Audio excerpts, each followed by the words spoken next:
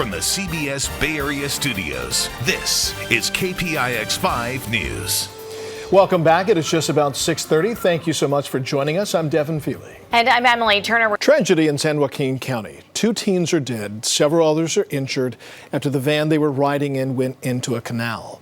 The crash happened around 3:30 yesterday afternoon. The CHP says that a van carrying 10 teenagers aged 13 to 17 from Bear Creek High School was traveling down West 8 Mile Road towards a marina when, for unknown reasons, the van went into a canal.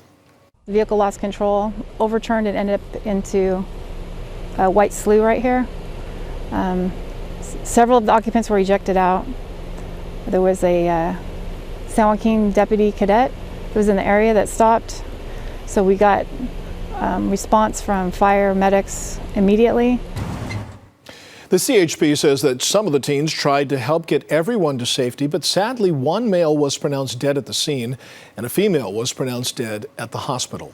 The other teens were taken to 3 different area hospitals, some suffering from hypothermia from being in the water. Well, this new surveillance video might provide a critical clue in finding the driver of a deadly hit and run in San Jose. Florencio Gavia was riding his bicycle when he was killed just before dawn Thursday on Old Bayshore Road. Friends say the 71-year-old was just a block and a half from work. Kind of breaks my heart. Again, to die alone is probably the worst thing, the worst feeling you could ever have. But my heart, I hope that it was instant for him, so he didn't have to go through all that stuff. Police are offering a reward for information leading to an arrest. We have new details now about a man suspected of fatally stabbing a passenger on a BART train. He had been arrested just 12 hours earlier. According to the San Francisco Chronicle, Jermaine Brim was arrested by San Leandro police at 1 o'clock on Tuesday morning. He's accused of assaulting a paramedic or an emergency medical technician for that. But then later that day, a hospital in San Leandro reported him as a missing at-risk patient. Then, just a short time later, investigators say Brim stabbed a Good Samaritan who intervened to prevent Brim from stealing a sleeping passenger's shoes.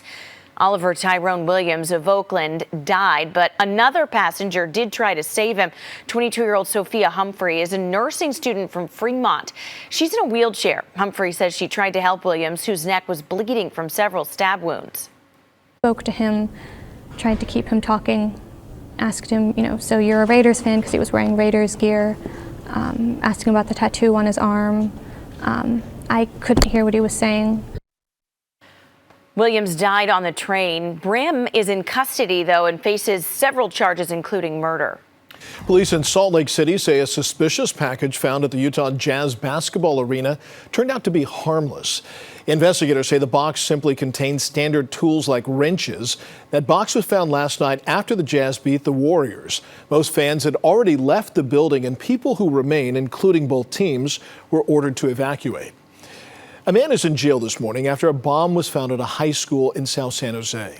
Police arrested 36-year-old Andrew White early yesterday following an hours-long standoff. He's currently being held for an outstanding warrant. A search of White's house turned up what appears to be improvised explosive devices, according to police. The arrest capped off a traumatic week for neighbors and Oak Grove High School students, with the planting of a bomb on school grounds, a lockdown, and 2 shelters in place. It's just stressful.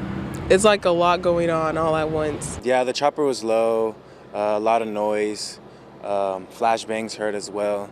So yeah, it's pretty bizarre. We don't get that ever around here. So yeah, it's first time, you get a little scared, a little bit jumpy. The bomb was found on the school's campus on Tuesday morning. Now, by Thursday night, police were zeroing in on White's nearby home. But investigators have yet to establish a direct link between White and the bomb at the school. And new this morning, Livermore police have issued an advisory to car owners about an increase in catalytic converter thefts. Thieves are primarily targeting Toyota Priuses. The city's police department has logged 25 thefts since July, including 10 this month. All of the incidents have been overnight.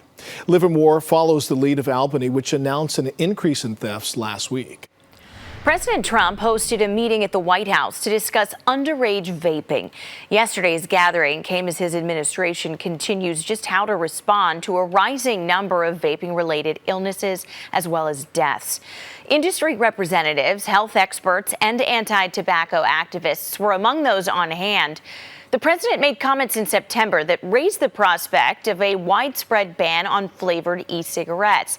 The National Association of Convenience Stores, though, says such a ban would harm its members' businesses. The convenience stores, they sell a lot of products. They're not going to go out of business because they don't have flavors. Senator Mitt Romney of Utah recently introduced a bill that would ban flavored e-cigarettes and tax that industry. Meantime, e-cigarette maker Juul is considering selling the San Francisco office tower that it bought just 5 months ago. Juul paid nearly $400 million for it and was planning to move in employees next year. But now that it's facing legal action over its advertising and other practices, it's cutting spending and laying off hundreds of workers. The San Francisco skyline is looking a little bit different as the Bay Area gets into the holiday spirit.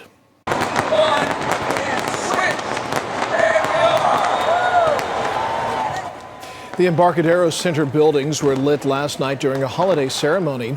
The holiday lights will be on display through the first week of January. In a festive celebration in San Ramon last night, hundreds of families turned out for the annual tree lighting ceremony at Bishop Ranch. Santa also made an appearance to greet young children. Another holiday tradition in San Francisco, puppies and kittens are on display at the Macy's Holiday Window in Union Square. All of these cute pets are up for adoption through the SPCA. The start of the commercial Dungeness crab season is postponed until December 15th off the coast of Northern California. California's Department of Fish and Wildlife says it's to decrease the chances of whales getting ensnarled by fishing lines. Recreational crab fishing, though, is still allowed. President Trump hosted a meeting at the White House to discuss underage vaping. Yesterday's gathering came as his administration considers how to respond to a rising number of vaping-related illnesses and deaths. And a travel website has named the San Francisco airport as one of the worst in the nation for Thanksgiving travel. SmarterTravel.com puts San Francisco at third worst based on factors that include 870 disrupted flights during last year's holiday season. The website suggests Bay Area passengers instead use Oakland International or Mineta International in San Jose. And as for holiday travel, it's going to be a soggy day on Wednesday, the biggest travel day of the year. That is when we finally have rain returning to our forecast. That's going to be happening Tuesday night into Wednesday morning with scattered showers all the way through the Thanksgiving holiday on and off. We do have sunny, clear weather, warm until Monday when we dip down just a little bit. We do have the threat of fire danger with low humidity as well as dry fuels and offshore flow. But then take a look at that. The rain starts hopefully to put a cap on fire season, and it's also bringing those cooler fall feeling temperatures. Well, we definitely need that rain, and it is time for us to call it a morning. Thank you so much for watching KPIX 5 News. We'll be back tomorrow right here at 6 o'clock. Enjoy your Saturday.